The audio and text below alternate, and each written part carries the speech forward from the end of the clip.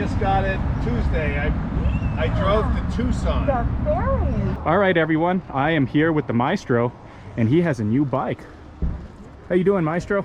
I'm doing just great. How are you? I'm doing great. I was wondering, maybe we could hear a little bit about the bike, maybe some of your ride stories. It's a Moto Guzzi Rosso Corsa V11 Le Mans. They only made this bike for 1 year, and it is a V11 basically with some carbon fiber bits and, most importantly, Öhlins front and rear suspension. A couple of Brits did a road test on this bike. They said something that I thought was hysterical. They said that putting Öhlins suspension on this bike was like putting silicone implants on Granny. And I thought that was great, and it really does describe it. It's an old bike. I've always wanted a Le Mans, but the classic Le Mans ones from like 1976 are going for like $25,000. So if I'm going to spend $25,000, I'm going to get an XRM bike or something like that.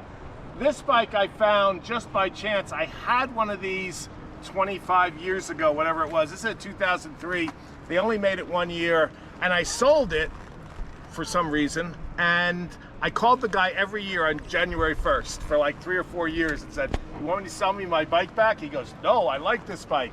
So when this came up, it was in Tucson, Arizona.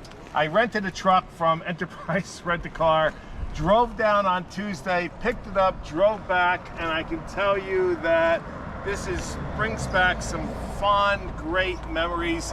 The bike's in really nice shape. The only thing is the fork seal is blown, but we'll get that done by my friend Guillaume next week. Other than that, I think you're going to see that this thing rides above its pay grade in every way. It's also got some ground clearance issues, which my other one had, which I've got to fix. But once we get this thing dialed in, I think this is going to surprise, actually shock a lot of people. So there you have it. Little quick overview on the Moto Guzzi Rosso Corsa.